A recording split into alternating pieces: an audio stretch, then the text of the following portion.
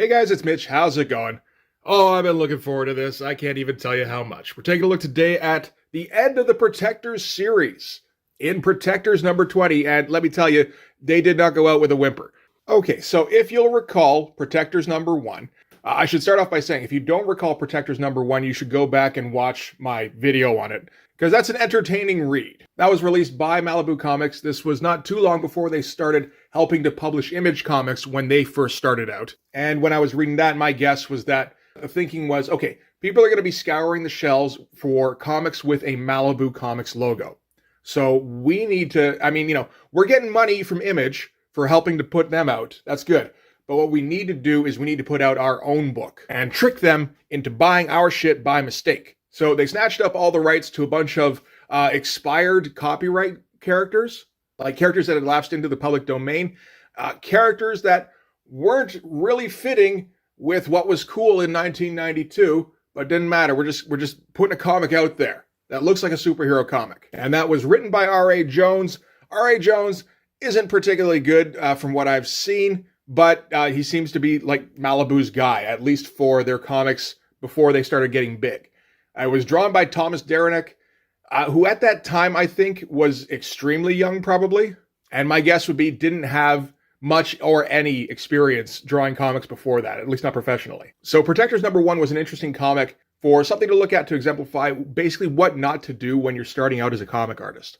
There's some good stuff in there too, and Thomas Derenick has gotten much better over the years if you take a look at his Instagram account.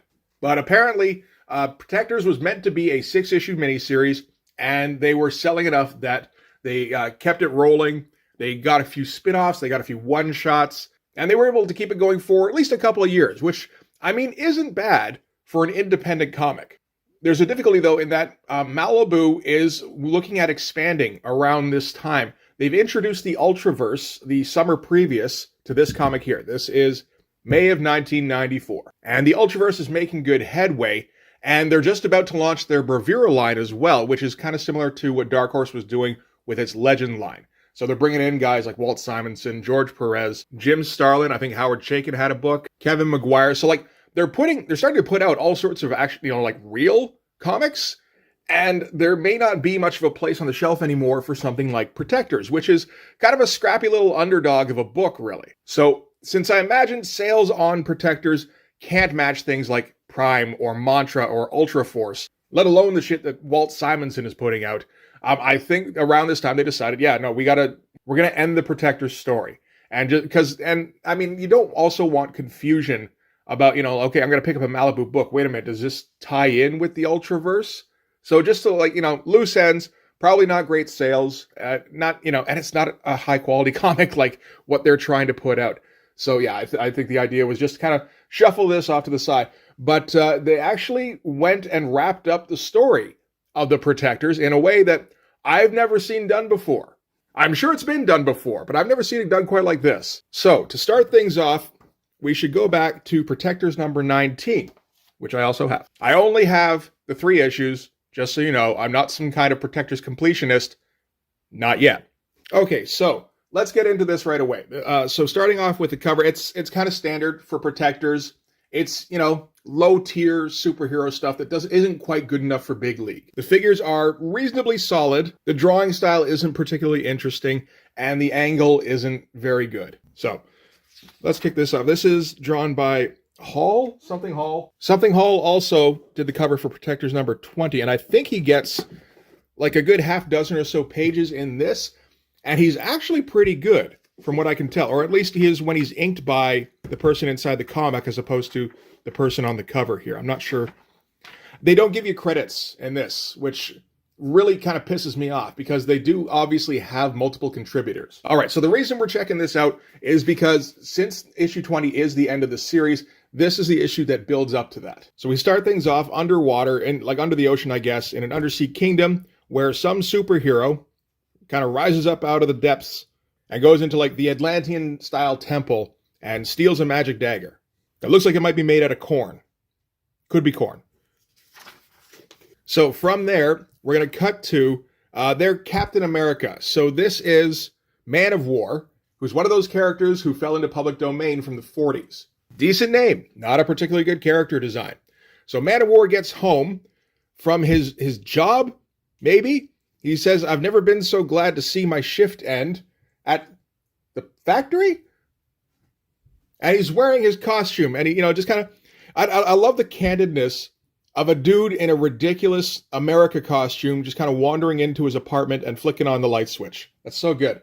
So he wanders into his apartment. Somebody is there, and they have his sword. I didn't know he had a sword. I'm sure his sword was mentioned several times probably over the course of the series. And they smack him in the head with the sword, and they go, wee-hee, and they fly out the window.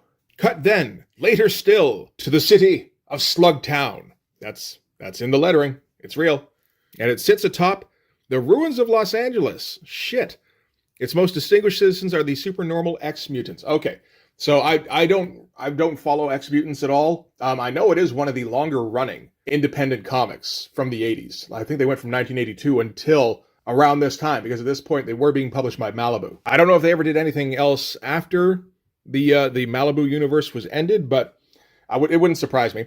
And so this is where Gravestone hangs out in Slugtown, and he sees a friend, and he goes, hey, what brings you so far from home? And friend socks him in his skull jaw, knocks him out, and takes his amulet. And the art on these pages isn't bad.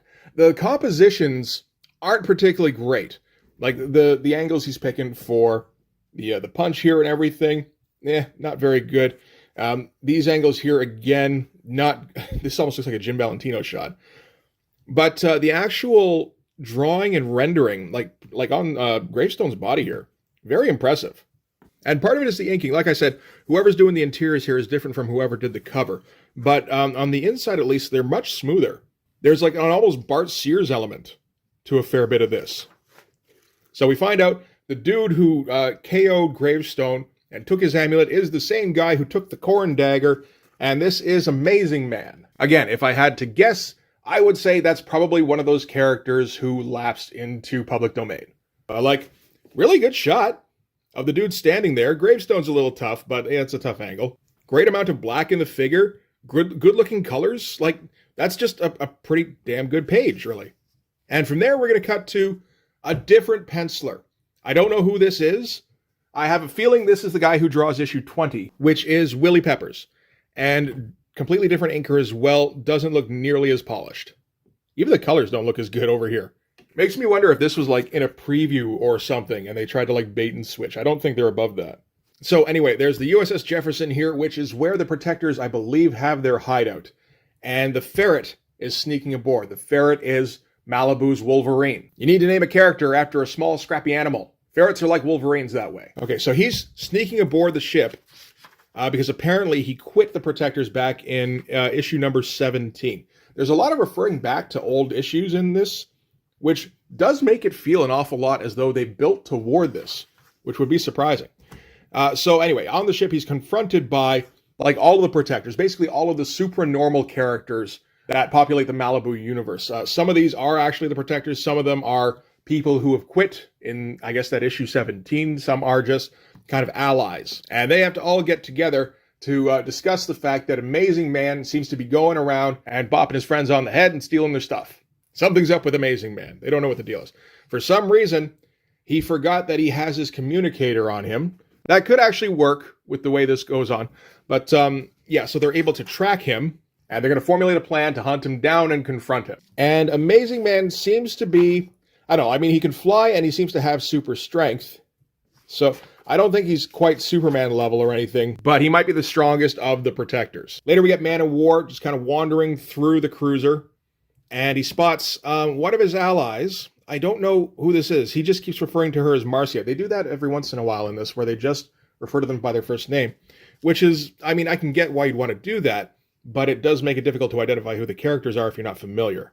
But she's communing with somebody and seems to be in a trance, and then when he comes in and, kind of jostles her, she snaps out of it and doesn't seem to have any memory of it. And that will come up later as well. So from there we cut back to Amazing Man, and back to that better artist, that Hall guy, who's flying towards some kind of retreat. Is it in the Himalayas? It is in the Himalayas. Of course it's in the Himalayas. He's not sure why he's going there, but he seems to be drawn to it. When he goes there, he finds out that this is the headquarters of the Steel Army, The Steel Army were the guys who attacked a police precinct at the beginning of the Protectors #1. And if you were reading that comic at the time, as far as you knew, the Steel Army was led by a character called Mr. Monday, who's kind of their Doctor Doom, only not as interesting, of course. But it appears that is not the case. The guy who's actually running the Steel Army is this guy, the Great Question, who I hope is, again, one of those public domain characters. Because the idea of somebody in 1992 or 3 coming up with this character and thinking, yeah, this is going to play with the kids, I don't think that's the case. So Amazing Man is familiar with Great Question and goes to attack him, weird-looking face, gets zapped and kind of knocked out. And we're going to get, I think...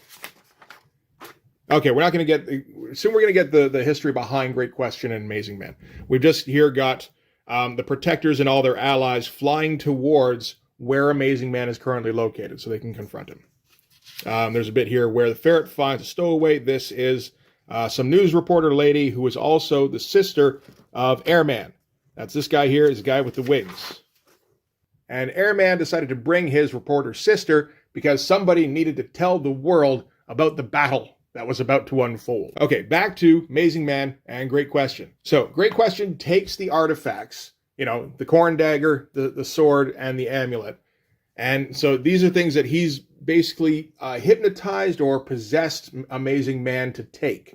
Amazing Man isn't actually a bad guy, even though that's what we would have thought at the beginning of the comic.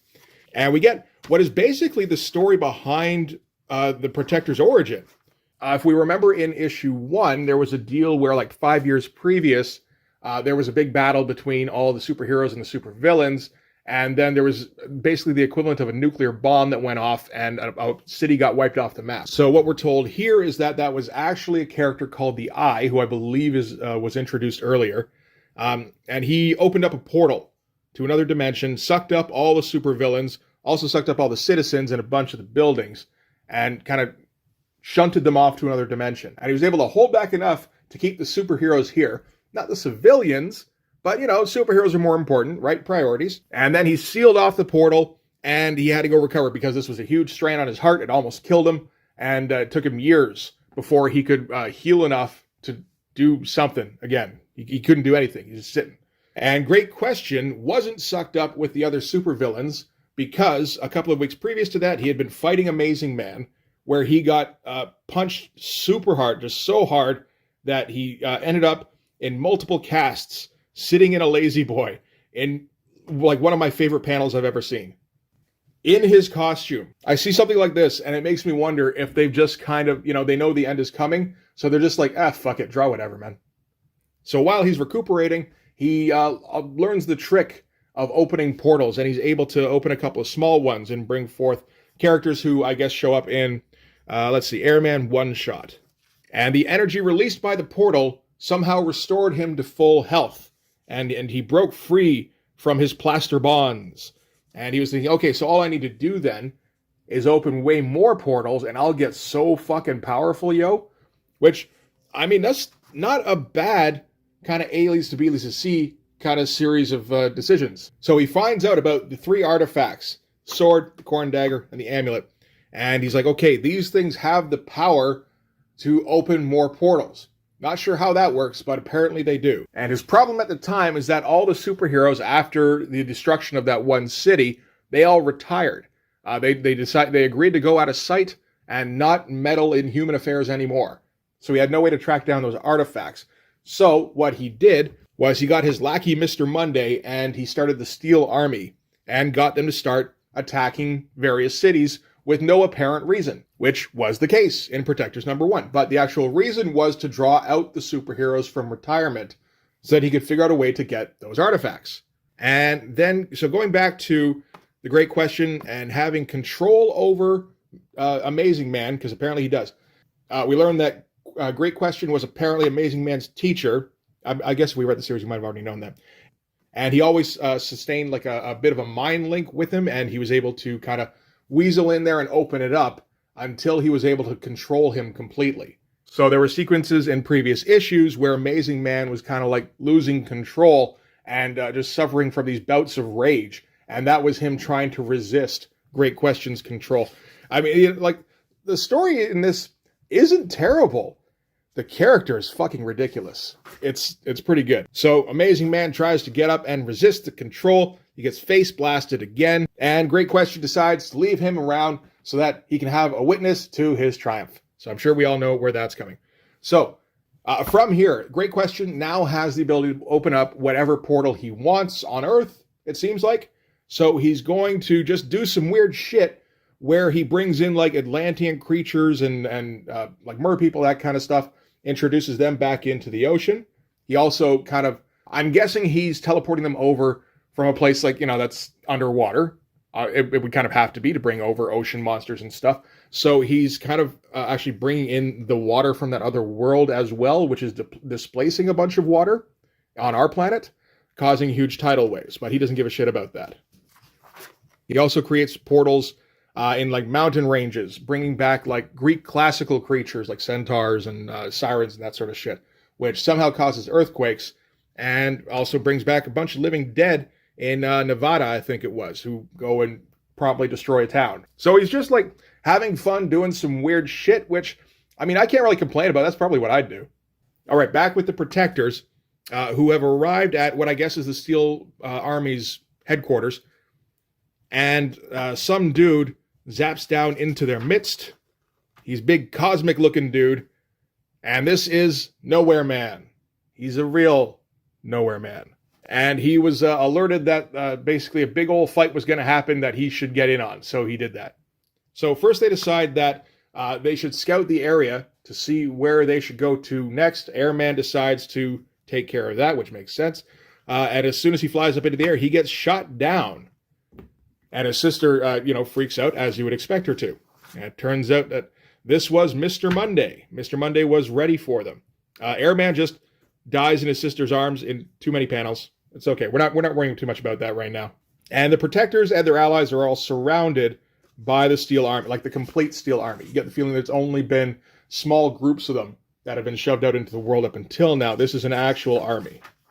And then on the last page, they find out that it's the Great Question behind this, and that he's planning to open up any number of portals, like massive portals all over the planet, and absorb all the energy from them so that he can have the power of a god. Personally, I think he was like doing pretty good with what he already had, but I guess that's not good enough for him. Okay, that's okay.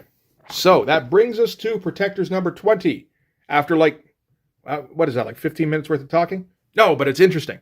So this is part of something called Genesis. So was number 19. Maybe Genesis of the Bravura line? I don't know. It's some kind of crossover where they end the Malibu universe. Cover appears to be that Nowhere Man guy, because nobody else looks like that. And this is drawn by that Hall person. It's not bad. It's fairly smooth. These hands aren't really great, but it's okay. Like, it's not 100% professional comic anyway, so you let that kind of shit slide. Not a fan of the huge photo of the Earth here, taking up a huge chunk of the real estate. But, Brian Murray can get away with it. Why not? All right, so we start off just with a recap of what we basically just went over in issue 19. So I didn't 100% need to go over issue 19, but I'd really rather get the details personally. I know you would too. Deep down, I know you're all as invested in the Protectors as I am. And we probably won't talk too much about the art in this one because it's just kind of okay. There's nothing very special one way or the other about it. It's mostly like almost competent. Not quite. Standard for kind of a smaller press in the late 80s. So yeah, this is also written by R.A. Jones and penciled by Willie Peppers. I wonder if that is Thomas Derenick. And he's just using an alias, because that can't be a name. But yeah, so this is the Protectors and their allies versus the Steel Army. That's not a bad splash. I mean, that beats any kind of double page splash in Brigade, and for probably like a quarter of the cost in terms of the page rate. Worlds Without End, not a bad title either. Great Question keeps on opening up portals and absorbing the power. It seems it's at the point now where he's not really concerned about where he's opening portals up to, or like where or over. He just wants more portals so that he can get more energy. And he opens up one right over Washington. And the president looks out the window, sees a bunch of green fire raining down. And he's accompanied by Prince Zardi, the Eternal Man, so some other character in the Malibu universe, I guess. And he's like, oh, well, I was 1,000 years old. I was kind of overdue anyway. And then the green fire kind of swoops down on the White House and burns everybody inside alive. and that's Washington wiped off the map. So that's a strong way to start. It's not the best way to present that, because it's not 100% clear that that's Washington. It just seems like, oh shit, the White House is gone. But they do clarify it later. So Nowhere Man is he's blasting Steel Army guys. It seems like he should be some kind of cosmic superhero based on the fact that he has all sorts of like planet and star shit going on in his costume. He's got like the Captain Universe outfit going on. But that doesn't seem to be the case, or at least if he is, he's not a very powerful one. And we got a shot down here that looks a little familiar. Just a little bit, even with the shading. Well, I don't think anybody's going to call out, the guys who did the Protectors for ripping off Jim Lee. It's like, yeah, you better rip off Jim Lee. A small group of the Protectors breaks off to go and confront Great Question. They come across an Amazing Man who's completely under mental control from the Great Question, as apparently just like shitting himself, trying to take back control of his body. And at that point, Marcia... Oh, it's Night Mask. Okay, so now we know who Marcia is. Starts glowing green, and she kind of manifests the Eye character, the one who teleported away all the supervillains in the city 7 years ago. And he just kind of pops right out of her. And they explain the deal that he's the one who's been in communication with Night Mask. He was the one who gave her powers, and he's been kind of using her to monitor the situation and occasionally to kind of feed her intelligence, and then, basically turning off her memory of the meeting they just had. So the whole point of this was to keep an eye on the Protectors in case Great Question reappeared, because the Eye knew that he was going to do that. And looking a little bit like Dr. Zaius. Okay. Now that he's got Great Question in his sights, the Eye swoops into action. That's a terrible, terrible looking costume. I will say it does help to make some of the other costumes in here look not so bad. Like, this is Arc. Arc was in the first issue of Protectors. I guess she's got a bit of an update. And I mean, like, it's kind of a nothing costume, but it sure looks good compared to shit like the Eye and the Great Question. So there's not a whole lot going on here. This is just the Protectors fighting the Steel Army. And Arc decides to take it to Mr. Monday, because he's the guy who I guess has plagued them throughout the series. So yeah, runs up to him, hits him with her energy blast thing, which seemed pretty overpowered in issue 1, but it doesn't do anything against Mr. Monday. And he kind of returns fire with another head laser. There's a few head lasers in the Protectors. So the head laser, basically disembowels Arc here.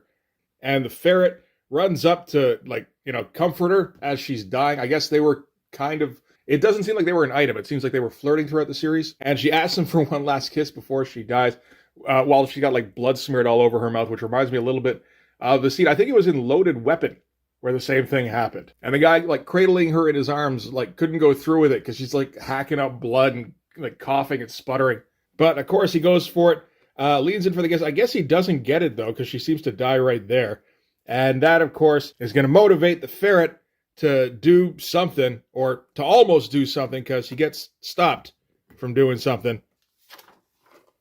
As Amazing Man has finally broken the Great Question's hold over him. And you hear these names, man, it's just like, really? Oh, nobody thought it would be a good idea to just try and come up with some better names? So Amazing Man is looking for some payback, and he's going to start with, what's his name? Captain Magic? Mr. Monday. And he unleashes the same head laser at Amazing Man. It doesn't seem to do anything, though. These shots here look like that looks like it's maybe stolen from Merritt Michaels. Or at least from whatever ghost artist Merritt Michaels was using in, Brigade number 5 or 6 or whatever it was. So, yeah, the head laser does nothing. Grabs Mr. Monday by the throat. Mr. Monday's like, wait, have you forgotten your precious no-kill clause? He's like, yeah, forgot it completely. And throws him off the cliff here, which I guess kills Mr. Monday. So, seeing Mr. Monday fall, the Steel Army decide they can't win, and they all just run away. They all leave the field. So, the Protectors have won. This feels like it's also stolen from Jim Lee, but whatever. So now they can all focus on the Great Question, which is, can they defeat the Great Question? Yeah, this is the kind of page where it's like, I could go through and just, point out all the stuff that doesn't look quite right. Like, that's a weird choice for a panel. It's like taking up a little more than half the panel with the guy's face not looking at the girl he's talking to. But I guess you got to try and do something. Like the figures here aren't very good and they're in awkward poses. The inking looks pretty bad and rushed. But it's not top of the line comics. This isn't Marvel, Image, DC, whatever. These are guys who would normally be drawing for, PC or First or some, like equivalent of like a AAA publisher. All right, so the Eye flies up to the Great Question, who has apparently grown to be super big because I guess of all the energy he's absorbed. And he's trying to unleash his lasers. He's got like spell powers and shit. Mystic bolts of energy. Yes, that exactly. So that's not doing anything against Great Question. So he's got to unleash the floodgates. And he's like, I hope the strain isn't too much for my shitty heart. And then he collapses because the strain was too much for his shitty heart. And now the Eye is dead as well. So the Protectors run up and they're like, we've got to stop him. And he's like, yes, I don't know how to do that though. All of our guys are basically punch or shoot guys. And, the supervillain with the gigantic, stupid question mark on his chest is next to, like, all-powerful at this point. He looks like he maybe incinerates somebody here, but I think the closest person was probably Man-O-War. He's not dying just yet. And he uses his powers to open up the biggest wormhole, gate, whatever, so that once he absorbs that, he will have the power of a god. The art here, not too bad, really, at all. Like I like what they're doing with like the figure here looks good. I like all the black in the costume. The face here is weird, but I mean weird is better than boring or bad. All right, so the giant portal opens up. Nowhere Man seems to have some kind of contact with you. Maybe he's the focus of this Genesis storyline. I don't know, because he kind of showed up in this issue. It's seemingly unknown to the Protectors and didn't really do anything. He kind of punched some of the Steel Army guys, and that's about it. So, like, he seems like he's supposed to be some kind of ultimate hero guy, like a Solar Man of the Atom or something, and he's just not that guy. I kind of want to read more of the Genesis crossover now to find out what the fuck the deal is there. Anyway, Amazing Man is like, you've got to stop this insanity. Don't you realize you're destroying the entire planet? And Great Question doesn't care, just so long as he becomes all-powerful. That at that point, he'll live on. He can do what he wants. And at that point, something happens with the portals where all of a sudden, all these open portals start, like, sucking him into them separately. Or I don't know, maybe there's too many portals and he can't control them anymore or something. But, all of a sudden it starts working against him. And he starts getting pulled in every direction. Again, weird-looking stuff, which isn't a bad thing. And the giant question mark on him looks fucking ridiculous. And then I guess he explodes with a big old badow. So the Great Question has been defeated by his own thirst for power. It was a fable all along, guys. So the Protectors have kind of won. The Great Question is dead, Mr. Monday's dead, and the Steel Army has all run away. Protectors didn't have a whole lot to do with any of that. Like, Amazing Man took out Mr. Monday, and that's really about it. But they sure did punch a bunch of nobodies in the meantime. But turns out the danger is not over, as all the seismic shit on the Earth is still going on. And the last huge portal that Great Question opened is still open. The reporter, the sister of Airman, is getting reports that cities have been wiped off the map. And all the seismic activity is worldwide, and it's intensifying. And if they can't do something soon, this is actually going to be the end of the world. And they're like, okay, well, we got to do something. And at that point, they're just like, but we can't really do anything because none of us are more than like punch or shoot guys. So we're all just going to die. And then this one here, she's like, that's it. We're just going to stand here, wait to die. He's like, everybody dies, sweetheart. But how many ever lived as large as us? So yeah, Night Mask and Man-O-War are like, I guess we better resolve the romantic tension that we probably have been building up over the course of the series. Love you. And Man-O-War is like, yeah, I love you too. And what we have will never die. And they go in for an ending smooch, and then they're consumed by green flames as the Earth fucking explodes.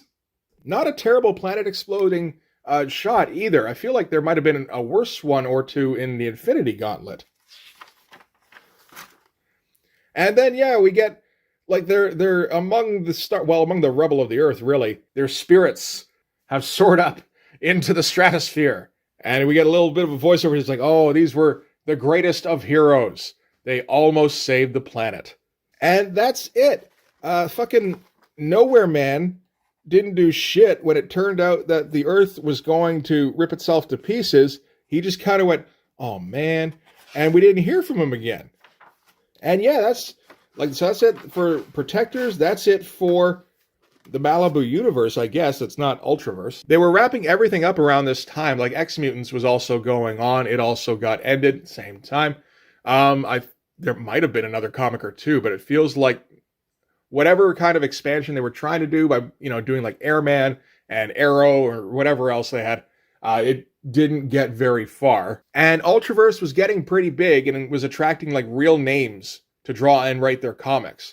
So there's not really any room for something like Protectors at that point. I do appreciate the fact that they gave them a couple of issues to wrap things up, and I love the fact that they wrapped it up as fucking crazy as they did. And I don't know how much of the lead up, like there's a lot of referencing old issues, like backstory, that kind of thing, look back in issue 7 or issue 17, all that kind of stuff. Fuck it, I'm gonna leave it open here. I'm not sure how much of that was intentional versus how much was kind of made up after the fact. It certainly seems like it all dovetails together fairly well. It may have been a case of they were building up to a big confrontation with the big question, the great question. He's not just a big question, he's a great question. Theoretically, the Protectors would have defeated him, and they just kind of went, yeah, but what if they didn't, though? Like, this is all a big old crossover thing, and there have been these elements in these comics. So, yeah, it does feel like maybe they were building up to something. So that's an interesting part of this. And if nothing else, I mean, R.A. Jones does a better job in this than he did in Protectors number 1. The dialogue still isn't exactly great, but as a setup, or as a general plot, I suppose, really, it all works fairly well, surprisingly. So yeah, that's Protectors number 20. I just love the fact that somebody did this in a comic book. And, they never did another Protectors issue again. They mention it in the back, like, this might not be the last issue of Protectors, it's comics. We can just kind of make some shit up and decide, oh, it wasn't actually the Earth. Maybe it was like a pocket dimension or something. Pocket dimensions are popular with the kids. But no, that never happened. So this is the last Protectors you get. You got to save your Protectors while you have them. So yeah, that's going to do it. Thanks very much for watching. If you like this video, please hit like, hit subscribe, hit the notifications so you know when the next one's coming out. Go over and subscribe on my Patreon. Gives you early access to everything I do, from the Blood Force stuff to the YouTube videos before they get uploaded to YouTube, as well as some Patreon exclusive content. You can also follow me on Instagram and DM me there for commissions, and you can join the Blood Force Discord server. But yeah, that'll do it. Thanks again for watching, guys. I'll see you in the next one. Bye-bye.